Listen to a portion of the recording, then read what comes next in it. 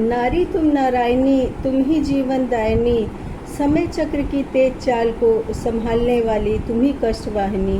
तेरा रूप विरल, तू कहीं पर है सरल, नाजुक सी कहीं बन जाती है तो कहीं बन जाती है योद्धा सबल। Hello everyone, welcome to my YouTube channel. तो गाइज, जो मेरा वीडियो देखते हैं, मुझे सब्सक्राइब करते हैं, तो आई एम वेरी थैंक्सफुल। तो कैसे हैं आप?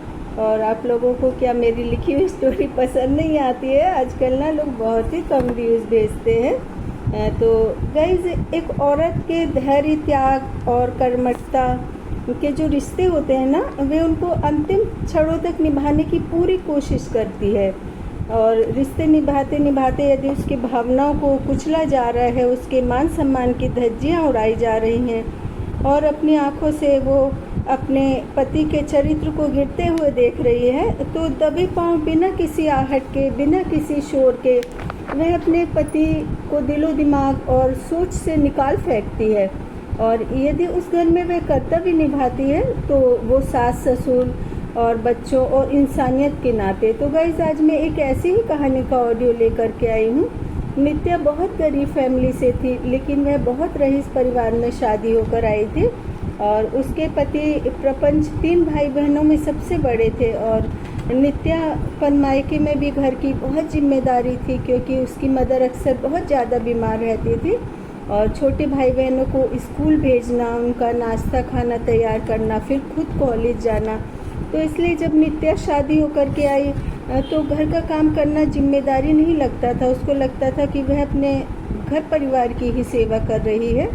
और नित्या के सास ससुर भी अक्सर बीमार रहते थे और पास के 2 छोटे भाई कॉलेज की पढ़ाई कर रहे थे। और प्रपंच को नित्या बिल्कुल भी पसंद नहीं थी, क्योंकि प्रपंच बहुत ही आधुनिक विचारों वाला था और रात में 11 से 4 तक क्लब में रहता, ड्रिंक करता, लड़कियों के साथ घूमना उसकी हॉबी थी।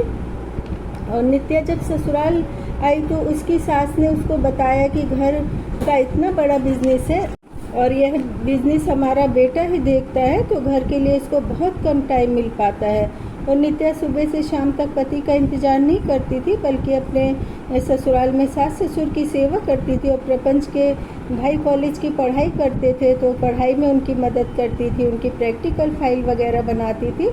और प्रपंच रोज़ रात को देर से ही आता था। और एक दिन नित्या ने प्रपंच से कहा, जब मैं आपको पसंद नहीं थी तो शादी क्यों की? तो प्रपंच का जवाब था कि मेरे माता पिता की जिद थी कि मैं एक घरेलू लड़की से शादी करूं और मैं अपने माता पिता की बहुत इज्जत करता हूं, तो इसलिए मैं उनको ना नहीं कर सका। तो कोई भी लड़की जिस घर में शादी होकर के जाती है ना, तो ससुराल वाले लाख गलत सलूक करे उसके साथ, लेकिन यदि उसका पति साथ देता है तो वह खुशी खुशी ससुराल में अपना जीवन गुजार देती है। और नित्या की सास नित्या का बहुत ध्यान रखती थी। उसने कई बार प्रपंच को समझाया कि ये अपना घर बार छोड़ करके हमारे घर आई है, ये तेरी पत्नी है। लेकिन गाइज, प्रपंच पर किसी भी बात का कोई असर नहीं पड़ा, क्योंकि जब कोई भी व्यक्ति गलत रास्ते पर जाता है ना, तो जो भी व्यक्ति उसको सही सलाह देता है या सही रास्ते पर लाना चाहता है, तो वही उसका सबसे बड़ा दुश्मन बन जाता है। और प्रपंच की मदर नित्या को घर खर्च के अलावा भी काफ़ी सारे पैसे देती थी और उन पैसों से नित्या ने एक बुटीक खोल ली थी और घर के काम से फ्री होकर के टेलर को कुर्ते में कढ़ाई के नए डिज़ाइन बताती थी। साड़ी में हाथ से कढ़ाई के लिए काफ़ी सारे कारीगर रखे थे। और नित्या के सास ससुर ने प्रपंच और नित्या को एक अलग फ्लैट लेकर के दे दिया। सोचा बेटा अलग रहेगा तो सुधर जाएगा, लेकिन प्रपंच पर इसका एकदम उल्टा असर हुआ। अब प्रपंच अपनी असिस्टेंट को घर पर ही लाने लगा। कभी कभी तो इतना ड्रिंक करके आता था कि उसके असिस्टेंट कंधों पर सहारा देकर उसको लाती थी।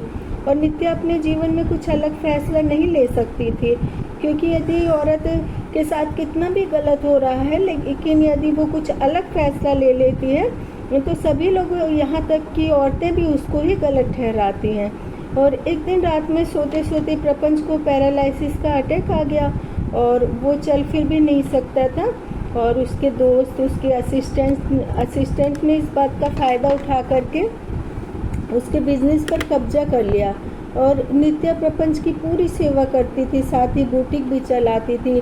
और अब प्रपंच थोड़ा थोड़ा ठीक होने लगा था, चलने फिरने लगा था, लेकिन उसको ये टेंशन खाई जा रही थी कि इतना बड़ा बिजनेस उसके हाथ से चला गया। नित्या ने कहा कोई बात नहीं, मेरी बुटीक से बहुत आमदनी हो जाती है। प्रपंच ने एक दिन नित्या से हाथ जोड़कर कहा, मैंने तुम्हारे साथ कितना गलत किया है, फिर भी तुमने पूरी शिद्दत से मेरी देखभाल की और अब मेरी ज़िंदगी में तुम्हारे अलावा कोई नहीं आएगा।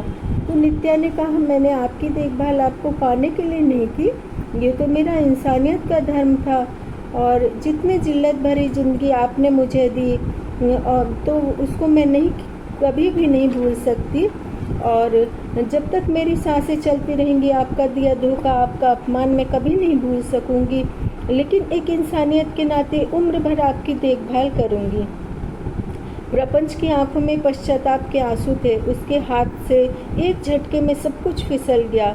न उसका शरीर उसके साथ रहा, न मॉडर्न लड़कियां, न रंगीन रातें। अब प्रपंच ज़्यादातर बिस्तर पर रहता था। कभी कभी ही वे थोड़ा बहुत ठीक होता था तो चल फिर पाता था और भगवान के ध्यान में लगा रहता था। तो गाइस, मेरी इस कहानी के ऑडियो को सुने और मुझे सब्सक्राइब करें।